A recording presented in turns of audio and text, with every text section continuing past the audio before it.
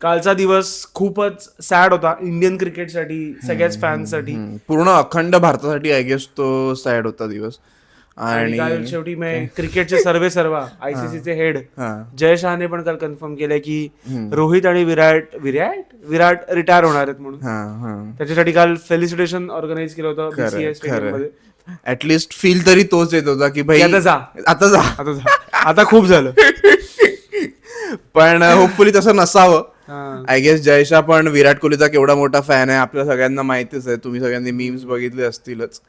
आणि मिथुन मन्हास पण होता, बीसीसीआयचा प्रेसिडेंट पण होता तिथे. बरोबर. आणि पण काय रिझन असं का केलं गेलं? म्हणजे युजली असं असतं की आता प्लेअर रिटायर, त्याने अनाउन्समेंट केलेलं असते की आता मी रिटायर आय होणार गेस आहे. ते ग्राउंड नव्याने बनलंय त्यामुळे तिथे असेल एकदम आउटफील्ड वगैरे नवीन आहे. असं विराट कोहली आणि रोहित शर्माचं पण तिथे आणि असं दोघांनी ते हे पण केलं काय पुष्पगुच्छ मुवमेंट होती ते गरबावालो. आपलं चॅम्पियन्स ट्रॉफीच्या बेस चॅम्पियन्स ट्रॉफीला गेलं. सो आय गेस तसं काही प्लॅनिंग नसावं. होपफुली जसं सचिनला सांगण्यात आलेलं की भाई आता थांब, आता रिटायर होऊन येतं आम्ही तुला काढू, तसं नसावं. पण दोघं एकदम ते अंडरटेकर स्टाईल मधनं आले, ते कपाटात बाहेर. मला अंडरटेकरची आठवण आली. They came out of the closet. Anushka आणि ऋतिकाला खूप प्रॉब्लेम असेल कालच्या अख्ख्या त्या सेरेमनीचा. खरं असू शकतं. पण ज्यामच ते असं खूप बारशाला नावं कशी रिव्हील करतात. हल्ली तो ट्रेंड नंगेश वगैरे जे काही नावं चालली आहेत, ह्या दोघांना नावं ठेवली पण ती वेगळ्या प्रकारे. धूम्र ध्वजेश असं पण एक नाव होतं. सो त्या प्रकारचा अख्खा तो फील आला.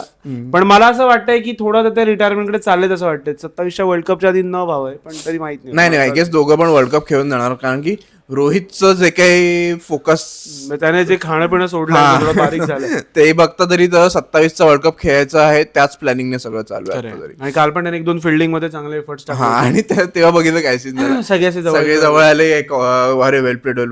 तर रोहितचं झालं भोसडी घे अभि तो मैं जवान हूं तेव्हाला झालं त्याचं की मी फिल्डिंग करतो, नवीन काय आहे तसं त्यांचं होतं. कडक. आणि एकदम एक्सप्रेसिव्हली तो हे केलं त्याने की काय रोजचं आहे माझ्यासाठी. खरं. पण आपण ह्या सगळ्या फिल्डिंगच्या एफर्ट्स मध्ये एका प्लेअरला आपण हे करतो जो माझ्या विराटहून वयाने मोठा, रोहितहून लहान असेल कदाचित, जडेजाची फिल्डिंग मला कळत नाही. ॲट द एज ऑफ 38 तो मला कधी असं हे नाही वाटलं एवढं. त्याच्या फिल्डिंग मध्ये कधी असं मला नवीन काय नाही वाटलं. तो ऍक्च्युली अनेक वर्ष जसा तो राजस्थान रॉयल्स कडून खेळायचा तेव्हा जशी फिल्डिंग करत तसा आज पण करतो. पण त्याच्यावर एक अजून प्लेअर वाटतो मला, कोण आहे, जो न्यूझीलंडचा ग्लेन फिलिप्स. तो आय गेस आत्ताचा 1 नंबरचा फिल्डर, त्यानंतर Jadeja, Jonty Rhodes, Glenn Phillips, Jadeja, त्यानंतर सगळे असं बोलू शकतो. मॅक्सवेल पण चांगला फिल्डर आहे. पण तेच त्यानंतर सगळे खरं.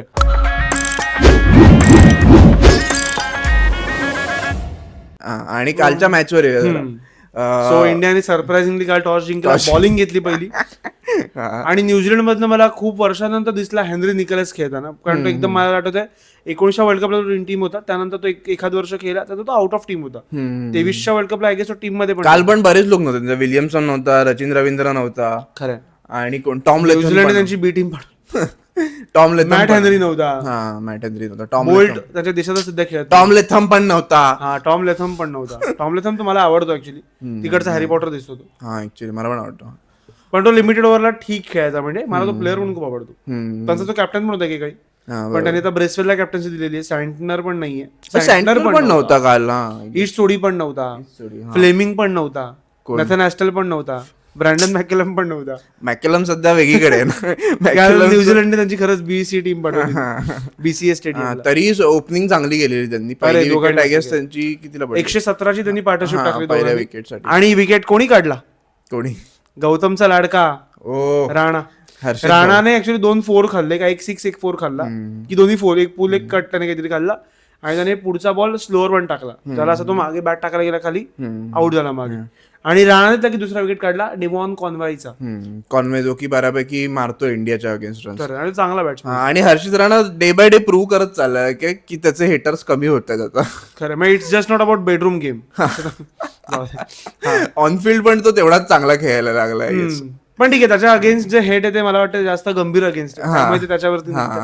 पण मला हे नाही कळत आहे, जे तुझं जे म्हणणं आहे, तू बराच काय म्हणतोस की राणा खेळतोय ठीक आहे, सिराज खेळतोय ठीक आहे, कृष्णा खेळतोय ठीक आहे, पण अर्षदीपला का अर्षदीपला का नाही खेळत मला रिझन नाही माहित नाही. ओडीआयच्या प्लॅनिंग मध्ये तो का नाहीये, तो टेस्टच्या प्लॅनिंग मध्ये काय. आय गेस तो 3 फॉर्मॅटचा प्लेअर आहे अर्षदीप, आणि one of the few players आहे तो की तिन्ही फॉर्मॅट खेळू शकतो. बुमराह, अर्शदीप, सिराज हे 3 प्लेअर असे वाटतात की कोणत्याही फॉर्मॅट मध्ये फिट राहू शकतात ते लोक. आणि सोशल मीडिया पण चांगलं सांभाळतो. हा, तेच रिझन असेल. आय गेस प्रसिद्ध कृष्णा माहित नाही त्याच्यावर काय एवढं इन्व्हेस्ट केलं जातं. तो त्याला मी कधी तुझे मगाशी ऑफ कॅमेरा जे बोललास की 60च्या खाली रन दिलेलं कधी बघितलं. त्याला मी 6च्या खाली वन डे इकॉनॉमी टेस्ट मध्ये पण आम्ही कधी बघितलं. वन डे तर ठीक आहे, त्याला टेस्ट मध्ये पण इंग्लंडला पण मारलेलं तिथे सगळे. इंग्लंड टेस्ट मध्ये ऑलमोस्ट प्रत्येक मॅचला 7च्या वर त्यांनी इकॉनॉमी कंझ्युम केली होती, म्हणजे दिली होती. तर मला कृष्णाकडे असेल स्किल, पण त्याच्याकडे एकच लेंथ असं मला वाटतं. पण बघ ना, at the end of the day तुला 27च्या वर्ल्ड कपच्या दृष्टीने बघायला गेलं, तुझा बुमराह इन टीम येणार, तुझा हार्दिक पांड्या इन टीम येणार, सिराज असेल, सिराज इन टीम असणार. आता सिराज कालची मॅच पण खेळला आणि काल त्याने चांगली पण बॉलिंग. हा, पण मग तू काढणार कोणालाच म्हणजे शमी पण येऊ शकतो माहिती वर्ल्ड कप साठी. शमी लागतो, त्या शमीला जे काय डावललंय आता. त्या दिवशी मी अश्विनचा पॉडकास्ट बघत होतो, एक पॉडकास्ट ऍक्च्युअली क्लिप बघत होतो पॉडकास्ट. त्यामध्ये अश्विनचं असं म्हणणं होतं की इट्स अ साईन की शमीला सांगण्यात आलंय त्याचं सिलेक्शन न होणं. इट्स अ साईन की त्याला सांगण्यात आलंय की भाई we are not looking at you नाव.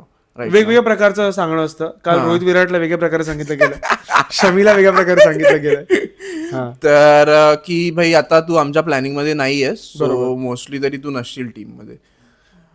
पण मला कळत नाही, चॅम्पियन्स ट्रॉफी मध्ये त्याला खेळवलं, चॅम्पियन्स ट्रॉफी तो चांगला खेळला.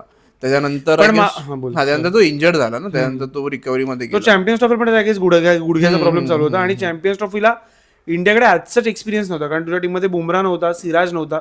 So Shami was your main horse की ज्याला तू अख्खी ट्रॉफी खेळणार. बुमराह नव्हता चॅम्पियन्स ट्रॉफीला बुमराह नव्हता, टीम मध्येच नव्हता. बुमराह इंजर्ड होता. अच्छा, रोहित शर्माने बुमराह सोबत आणि बुमराह शिवाय पण ट्रॉफी जिंकलेली. ठीक आहे. ह्या माणसाने काल रोहित शर्मा आउट झाल्यानंतर याने मॅच बंद केली, आणि हा इथे त्या पॉडकास्ट करतो इथे बसून. हा तुम्हाला शिकवणार क्रिकेट बद्दल काय असतं आणि काय नसतं. बघ, क्रिकेट बद्दल बोलायला क्रिकेट बघावं आणि खेळावं लागत नाही मित्र. बोलायला हे तर खरं आहे. खूप लोक आहेत आपल्याकडे असे, आपण पण आहोत. तर पुढे आपण नाही, शमी बद्दल मी आय गेस अश्विनच बघितलं होतं. आय गेस आपण दोघांनी वेगवेगळे क्लिप बघितलं. तो बोलला की बॅटिंग आपण जसं म्हणतो की आता तू काय म्हणशील की रोहित चांगली बॅटिंग करतो, विराट बॅटिंग करतो, कारण त्यांचा बॉल सेन्स, त्यांची टायमिंग, त्यांचा जे in general running between the wickets, ह्या सगळ्या गोष्टी असतात. जसं की तुला आठवतंय की काही सहवाग तुला कळायचं की सहवाग आउट ऑफ फॉर्म आहे, कारण तुला दिसायचं की हँड कॉल त्याचा वर्क नाही करत आहे. किंवा आत्ताच्या काळात तू रैना म्हणशील तर रैनाने पण एक दोनदा कमबॅक केले, पण रैना बघून वाटायचं नाही की हा खेळ. सो एक बॅटिंग मध्ये तसं तुला बघून कळतं की हा बॅट्समन प्लॅन मध्ये असेल की नाही. तसं मला वाटतं की शमीचं काहीतरी झालं असेल की शमीचा तो रिदम नाही दिसत आहे असं मला वाटतं, कारण अगदीच त्याला असं. पण माहिती नाही, वर्ल्ड कप मध्ये त्याचा तो रिदम दिसला 23च्या चॅम्पियन्स ट्रॉफी मध्ये इंजर्ड झाला. चॅम्पियन्स ट्रॉफीच्या जस्ट इव्हन वर्ल्ड कपला पण तो इंजेक्शन मारून खेळतो. हो. हा, ऍक्च्युली मेन तर तेच रिझन असणार की जे हार्दिक पांड्याचं आहे की भाई फ्रेजाईल बॉडी आहे, कधीही काही होऊ शकतं. शमीची बिर्याणी बॉडी आहे. पण ठीक आहे, मला वाटतं शमी सोबत नेहमीच चुकीचं झालेलं आहे, आणि खूप अंडर रेटेड बॉलर राहिला तो. खूप मला ते इंडियाचा वन ऑफ दी ग्रेट, म्हणजे आफ्टर मॅग्राथ, मी मोठं स्टेटमेंट करतो, आफ्टर मॅग्राथ स्टार्क पण वर्ल्ड कप मध्ये सगळ्यात कोणी सक्सेसफुल आहे तर शमी आहे. ऑब्व्हियसली ते 2019 पासून ते चालूच आहे ना. 2025च्या 15चा वर्ल्ड कप 2015 उमेश यादव आणि शमीच होते. अख्खा वर्ल्ड कप दोघांच्या खांद्यावर आपण ते सेमीफायनल पर्यंत पोहोचलेलो. राईट. मग त्याला 19ला कोहलीने पण फाट्यावरती मारलं, 23ला रोहितने पण फाट्यावरती मारलं, पण शेवटी त्याला हार्दिक पांड्या स्वतः इंजर्ड होऊन त्याला. आणि ठीक आहे, थोडं न्यूझीलंडच्या बॅटिंगवर येऊया. तर नंतर कॉनवॉय पण आउट झाला. त्यानंतर बघशील तर मॅच मध्ये हायलाइट डॅरेल मिचेल होता की त्याने 84 रन्स केले आणि बाकीचे 10-10 12-12 रन्स केले. त्याची विकेट प्रसिद्ध कृष्णाने काढली. प्रसिद्ध कृष्ण विकेट काढतो, पण जरी त्याची इकॉनॉमी जास्त असेल तरी विकेट मिळते. पण ते तू वर्ल्ड कपच्या सेमीफायनल फायनल पर्यंत जर पोहोचला तर मला नाही वाटत की ही बॉलिंग लाईनअप तेवढी तुझी इफेक्टिव्ह असेल. अशा बॉलिंग लाईनअप मध्ये एक जर सॉफ्ट टार्गेट असेल ना, जसं की कृष्णा बॅट्समनचं आहे आणि राणा आपलं मीडिया वगैरे लोकांचं, तर मला वाटतं की त्यात खूप कठीण होऊन जाईल. Even especially Krishna suppose 300-350 game असेल तर तुला वाटतं की अशा पद्धतीने कंटेन होतील, त्यात तो कदाचित एक लिकेज ठरणार आहे असं मला वाटतं. माहिती बरोबर. आणि लो स्कोरिंग मॅच मध्ये तर त्याला देणारच नाही. 127 आहेत तेवढं मी एकटा देतो. माहित नाही, आय गेस बुमराह आल्यावर प्रसिद्ध कृष्णालाच बसावं लागणार आहे बहुतेक. राईट ना. आणि वॉशिंग्टन आणि जडेजा एकत्र खेळतात इन टीम, ते थोडं मला काय म्हणतात कन्फ्युजिंग वाटते. पण अक्षर पटेल असला असता तरी पण मग कदाचित सुंदर खेळला असता किंवा तो पण खेळला असता कदाचित. म्हणजे अक्षर पटेल आणि जडेजा अख्खी ट्रॉफी एकत्र खेळले champions trophy, T20 world cup पण मग तिघं एकत्र नाही घेऊ शकत ते. नाही, मग तुला एक चांगला स्पिनर लागणार. म्हणजे दोघेही चांगले स्पिनर, पण एक प्रॉपर स्पिनर लागणार जो फक्त बॅटिंगच्या ऍडव्हान्टेज मध्ये नाही खेळत, जसं की कुलदीप आहे, वरुण आहे. कुलदीप होताच की काल. कुलदीप होताच काल. तर काल डॅरेल मिचेलने 84 केले आणि काल रँकिंग आता पुन्हा बदलणार आहे. मी ऐकलं की रोहित शर्मा तिसऱ्यावरती येणार आहे, विराट नंबर 1 ला जाणार आहे आणि मिचेल 2 नंबरला जाणार आहे. अरे सो आय गेस मिचेलने 84 केले, त्यामुळे लोक 300 पर्यंत पोहोचले. स्टार्टला तुला वाटत होतं की न्यूझीलंड 350 पर्यंत जाईल कदाचित, मग ती 300 पर्यंत येऊन थांबली. मध्ये विकेट टाकला त्यांनी. त्यांच्याकडे 12-10 रन्स केले आणि हे कृष्णाने पण 2 विकेट घेतल्यात. कृष्णा 2, सिराज 2, राणा 2, कुलदीप 1 आणि 1 विकेट अय्यरने काढली. काय तो रनआउट काढला, मिडस्टम उडवला भाई, मस्त मारला. आणि मग आय गेस 301 रन मारायचे होते इंडियाला, जे की चेसेबल टार्गेट होतं आजकाल तर असतं 300. म्हणजे पिच मध्ये काय आजच एवढं ग्रेट स्विंग पण नव्हता, सीम पण नव्हता आणि स्पिन पण ठीक होतं. पण 2 टीम मध्ये एक डिफरन्स होता. काय? ग्लेन फिलिप्स नावाचा माणूस, त्याने सुरुवातीच्या 10 ओव्हर मध्येच आय गेस 20-30 रन चढवले असते. त्याने ती गिलची कॅच पकडायला हवी होती, मग कधी रोहित नसता आउट झाला. हेट रेट गिल काल चांगला खेळला तरी याला हे सगळं बोलायचं. केवढा स्लो खेळला रे, 56 रन. हेच विराट येऊन खेळला असतं तर अरे काय खेळलाय, उभा राहिलाय, अँकरिंग इनिंग खेळ, हे सगळं हे बोललं असतं. पण तू त्याची बॅटिंग बघितली का गिलची? गिल स्ट्रगल करत होता स्टार्टला प्रॉपर. हो, सुरुवातीला स्ट्रगल सगळेच करतात रे, पण त्याची सुरुवात काय होती मला ते नाही कळत. असो, तर काल जेव्हा स्टार्ट झाली तर गिल रोहित दोघंही थोडे कॉशियसली खेळत होते आणि दोघांनी थोडा एक 6 ओव्हरला 21 रन्स वगैरे होते. पण नंतर रोहितने थोडं स्टार्ट केलं, अटॅक करायला सुरुवात केली त्या फोक्सला आणि जॅमिसनला. 2 शॉट जे काय मारले, एक पुढे पूल मारला, एक त्याने बसून कडक मजा आली. पैसा वसूल. जरी फक्त 26 रन्स केले असतील तरी त्याने मॅच सेट करून गेला. आय गेस तो किती 22 की 29 बॉल 26 केले त्याने, तरी ठीक आहे. म्हणजे पॉझिटिव्ह स्टार्ट होतं दोघांच्या साईडने. तर काही शॉट्स जे असतात ते मला वाटतं की खूप मॅटर करतात. जसं की त्याचे काल 2-3 बॅकफूट पंच होते. काल त्याने एक शॉट डेमियन मार्टिन जर का मारला होता, एकदम सजेस्ट त्याने टाकला गॅप मध्ये. आणि फिलिप्स डेमियन मार्टिनचे लवडे लागले, बघितलंस की नाही तू? त्याला काहीतरी त्याला काहीतरी झालं डिसीज, त्याच्यामध्ये तुझ्या मेंदूला सूज येते असं काहीतरी होतं. त्याची बॅटिंग बघून माझ्या मेंदूला सूज यायची, एवढी चांगली बॅटिंग अख्ख्या इंडियाच्या.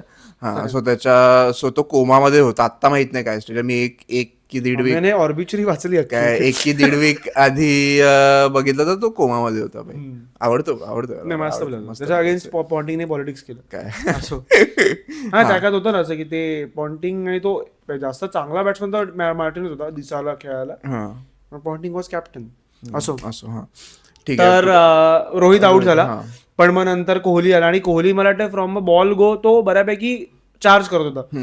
इट्स अ न्यू कोहली की आता अँकर नाही, आता मी मारणार येऊन, सेंचुरी झाली नाही तरी चालेल, तेव्हा वाटतं रोहित त्याला गंभीरची मारायची. थोडा रोहितवाला अप्रोच आलाय वाटतं कोहलीमध्ये, आणि ते दिसतंय त्याच्या बॉडी लँग्वेज मध्ये की पण भाई आल्याला चालू करणार मारायला. काल त्याने 1-2 ते शॉट्स, इव्हन त्याने काल त्या इंडियाच्या प्लेअरला खूप मारलं. आदित्य त्याचं आडनाव आदित्य अशोक त्याचं आडनाव ठेवायला विसरलेत ते लोक. सिरियसली केवढं कॉमन आहे, नॉर्मल आहे. उगाच तुला काय अशोक आडनाव आहे की आदित्य आडनाव आहे? काय आदित्य नाव आहे त्याचं आणि अशोक आडनाव आहे. आदित्य त्याच्या वडिलांचं नाव असेल, तो साऊथ इंडियन असेल, तुला काय माहित. 1 सेकंड, तो साऊथ इंडियन का असेल? का असू शकतं, कारण ते लोक रवी अश्विन कारण तो काय म्हणून काय शिरे हे तुला इथे ऑन कॅमेरा बोलायचं. बघूया आपला पॉडकास्ट कोण कोण. हा ठीक आहे, तो साऊथ इंडियन असेल कदाचित म्हणून असेल. हे डिस्कस करायला भेटलोय काय इथे. तर आदित्य अशोकला पण कोहलीने चांगला चार्ज केला काल. इन जनरल मला वाटलं की कोहली खूपच कोहली 1 फूट काय म्हणतो 1 पाय पुढे खेळत होता. म्हणजे त्याचा बॉलवर पण जात होता, त्याचे ड्राईव्ह पण काल चांगले लागत होते. काल त्याचे कव्हर ड्राईव्ह चांगले लागले, मी व्हाईट बॉलला लागत असते पण त्याचे लागत होते चांगले. आणि सोबत गिलकरला पकडा, त्याला त्याचं असं म्हणणं आहे की कोहलीने खूप इझी चॉईस केली आहे की ODI is the easiest form to play, असं त्याचं म्हणणं. आणि म्हणून त्याच्यातून त्याने विराट कोहलीने रिटायरमेंट नाही घेतली वगैरे असं काय. पण ठीक आहे काय आता त्याच्याकडे एकच फॉर्मॅट उरला होता, त्याने वन डे चूज केला. पण इझिएस्ट फॉर्मॅट तर आहे, आपल्याला माहितीच काय. नाही मला नाही वाटत ओडीआय मध्ये टेस्ट पेक्षा ओडीआय इझी नाही वाटत तुला? टेस्ट पेक्षा T20 is the easiest format. पण T20 त्याने आधीच सोडलं होतं की.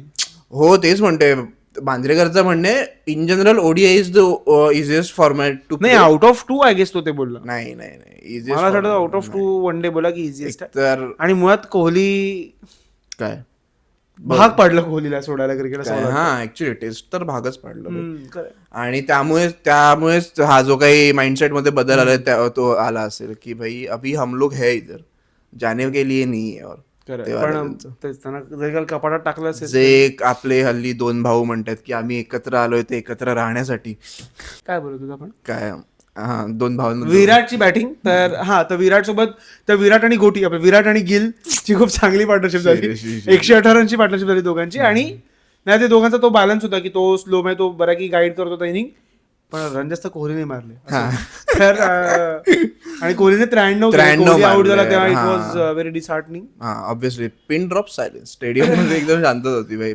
पण आय गेस पुढच्या मॅच मध्ये येईल सेंचुरी. तो ज्या फॉर्म मध्ये रेड हॉट फॉर्म मध्ये होतो सध्या आणि पुढच्या मॅचला येईल आय गेस. मग गिल गेल्यानंतर अय्यर पण चांगला पण ठीक. पिचेस खूप असं बॅटिंग साठी डिसेंट पिच होतं. 49 मारले अय्यरने 49 मारले आणि अय्यरने एक शॉट स्लॉग केले ते शॉट्स. कडक. हे प्रूव्ह करतं की का तो T20 मध्ये हवा. T20 आणि का तो वनडेचा कॅप्टन हवा होता. येस असो खरं. आणि त्यानंतर मग माझ्या एकच मॅच विनर होता हर्षित राणाने. आणि तो खरोखर मॅच विनर होता. राणाने राहुल सोबत मॅच जिंकली इंडियाला. राहुलने येऊन सांगितलं की भाई हर्षित राणाने प्रेशर रिलीज केलं पूर्ण. 22 बॉल 29 मारले त्याने आणि 2-3 गंभीर विजनरी तर आहे. खरं विजनरी तर आहे. एक 6 मारला त्याने चांगला. पुल शॉट मारला असं खिचून. डॅरेल मिचलने त्याची कॅच सोडली त्या दुसऱ्या की तिसऱ्या बॉलला त्याने पुल शॉट मारला. चांगला मारला. आणि त्याने एक ड्राईव्ह पण त्याने मारला स्लाइस केला ड्राईव्ह. तो पण चांगला होता. सो ओव्हरऑल बॅटिंग मध्ये नंतर विराट आणि गिलला एक हायलाइट सोडली आणि सगळ्यांनी चिप इन केलं. राहुलने पण 29 केले आणि राहुलने पण 1-2 फिनिशिंग शॉट खूप चांगले मारले. शेवटी 2-6 1-4 मारला वाटतं की 2-4 1-6 असं काहीतरी झालं. So very easy match. कालची मॅच खूप इझी होती. कालच्या मॅच मध्ये असं क्रिकेटिंग चॅलेंज नव्हतं काही. पण कालच्या मॅचची अख्खी हायलाइट एकच होती की विराट रोहितची शेवटची मॅच होती काही. हाच एक प्रश्न होता असं मला वाटतं. साईन होतं का हे बीसीसीआय की थांबा आता. खरं तर होपफुली ते नव्हतं आणि तसंच वाटतंय की ते नाहीच आहे ते. उगाच आपण असं हे नको करूया काय म्हणतात जिंक्स नको करूया गोष्टी. पण एखादी टोपी आली स्टोरीला की कळलं आपल्याला. असो. आणि रोहित शर्माचे काल इंटरनॅशनल क्रिकेटमध्ये 650 सिक्सेस पूर्ण झालेत आणि विराट कोहलीचे 28,000 रन. सेकंड टू सचिन नाव. त्याने संघकाराला मागे टाकलं. संघकाराला आधीच मागे टाकलं की कालच्या मॅच टाकलं. आता संघकाराचे काहीतरी 28,017 रन्स होते. काल विराट 28,25 काहीतरी वर गेला होता. अच्छा okay. So now is in the top 5 आधी पण होता. आणि अजून किती सेंचुरीज हव्यात? 16 84 झाल्यात. अजून 16 सेंचुरीज होतील का हा एक अजून काय म्हणतात प्रश्न. तो रिटायरमेंट घेईपर्यंत हा प्रश्न असणारच आहे. पण तुला काय आतनं गट फिलिंग काय होतं? काय आपण एक माहिती 1-2 महिन्याची जी या फॉर्म मध्ये आहे मारणार. आपण नाही म्हटलं होतं. नाही तू नाही म्हणतेलस मी हो बोल. मी 2 उत्तरं दिलेली. इथून वाटतंय की मारेल इथून वाटतंय की नाही मारणार. पण या फॉर्म मध्ये प्रॉब्लेम याच लोकांचा. कपाटात टाकलाय म्हणून वाटतंय रिटायरमेंट आहे. बाहेर आलाय म्हणून वाटतंय की काय अरे यार बहुतेक फेलिसिटेट करतात ते. तसं झालं. हे 2 उत्तर त्यांची काय नाही. आज मी ठाम आहे. आज टॉकिंग क्रिकेट आज मी ठाम आहे की ह्या फॉर्म मध्ये आहे जर तो मारतो. पण ह्या फॉर्म मध्ये काय उत्तर आहे? माझं म्हणणं की गेला आउट ऑफ फॉर्म तर नाही मारणार ना. ऑब्व्हियसली नाही मारणार. कसं आउट ऑफ फॉर्म काय प्रेडिक्शन काय मारेल. आजच्या दिवशी हे प्रेडिक्शन आहे की मारेल. सो यस तुम्ही पण आम्हाला कळवा कमेंट्स मध्ये. विराट कोहली अजून 16 सेंचुरीज मारेल का 2027च्या वर्ल्ड कप पर्यंत? आणि दोघं अजून एक मॅच खेळतील का? खेळतील. आणि गिल सुद्धा होपफुली बॅक इन फॉर्म आलाय आणि राहुल आणि श्रेयस तर फॉर्म मध्ये होतेच. सो तुम्हाला कालच्या मॅच बद्दल काय वाटलं? ओव्हरऑल इंडियाच्या बॅटिंग बद्दल काय वाटलं? बॉलिंग बद्दल काय वाटतं? हर्षित राणा बद्दल काय वाटलं तुम्हाला? त्याच्या बॅटिंग बद्दल काय वाटतं? ते सगळं तुम्ही आम्हाला कमेंट्स मध्ये सांगा. आणि लाईक करा, शेअर करा, सबस्क्राईब करा. मांडीला खाजला क्रिकेटवरचा पहिला मराठी पॉडकास्ट. येस.